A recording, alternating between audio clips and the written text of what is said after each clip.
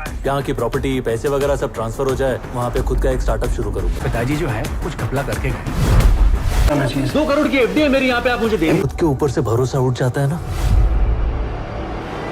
तब वो एक ज्योतिष का सहारा लेता है। हाय फ्रेंड्स, मैं नीरज सिंह, स्वागत है मेरे यूट्यूब चैनल में। आज जिस मूवी का मैं रिव्यू लेके आया हूँ वो है करतम भुगतम, जो 17 मई 2024 में रिलीज हो चुकी है।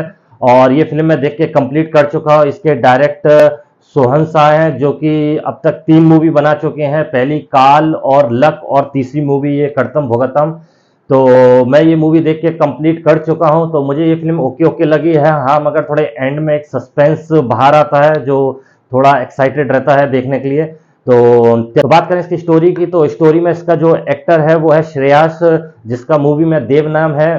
तो वो न्यूजीलैंड में रह रहा होता है। 4 महीने पहले उसके पिताजी की डेथ हो जाती है। 4 महीने के बाद जब वो भोपाल आता है पिताजी की प्रॉपर्टी और जो भी उसका फंड मंड है उसको लेने के लिए और क्लेम करने के लिए, तो वो आता है। उसका एक दोस्त है जो उसको रिसीव करता है और वो अपने दोस्त के संग रहता है और बैंक के चक्कर और यहाँ वहाँ जाके काफ़ी परेशान हो जाता है। उसका काम नहीं होता है। वहीं पे जो उसका दोस्त है एक अन्ना करके, जो एक बड़ा तांत्रिक और पंडित और जोशी कह लीजिए उसको, उसके पास जाता है और उसका काम फटाफट हो जाता है उसके दोस्त का। यहाँ पर जो देव है वो ये सब चीज मानता नहीं है, पर जब वो अपने पिताजी की प्रॉपर्टी और बैंक के चक्कर काट काट के थक जाता है, तो फाइनली उसको अन्ना की और अपने फ्रेंड की याद आती है। तो वो सोचता क्यों ना मैं भी एक बार अन्ना से बातचीत करूं और उनको अपना हाथ दिखा के उनसे हेल्प लूं।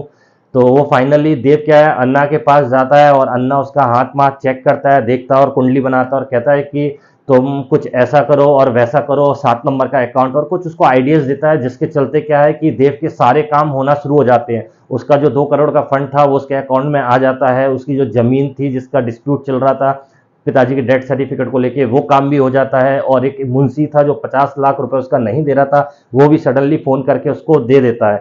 तो इस तरीके से होते होते 2-3 महीने हो जाते हैं और वहां पर न्यूजीलैंड में उसकी वाइफ यहाँ देव को कॉल पे कॉल करती है, तो देव कॉल उठाना बंद कर देता है।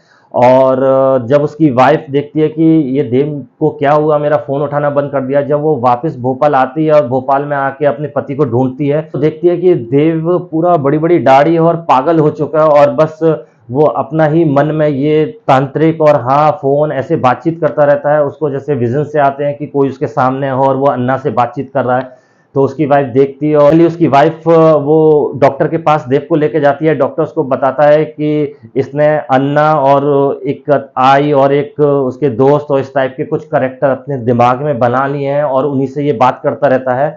तो धीरे धीरे उसकी वाइफ डॉक्टर से ट्रीटमेंट कराती है और देव ठीक होना शुरू हो जाता है और फाइनली वो लोग न्यूजीलैंड लौट रहे होते हैं, उसकी वाइफ और देव। तो क्या होता है, फ्लाइट लेट होने के चलते वो लोग बैंकॉक में रुक जाते हैं।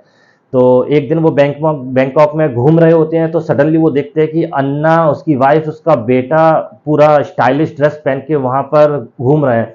तो देव फिर शॉक हो जाता है कि ये लोग यहाँ पर रियल में ये असली करेक्टर और ये लोग यहाँ पर हैं। वो फिर अपनी वाइफ को बताता है कि ऐसा ऐसा केस है, वो लोग यहाँ पर हैं। उसे देव को पता चलता है कि उसके दोस्त हैं, अन्ना, उसकी वाइफ, बेटी, इन सब ने पूरा प्लानिंग किया था ये सिर्फ देव का पूरा पैसा लूटने के लिए।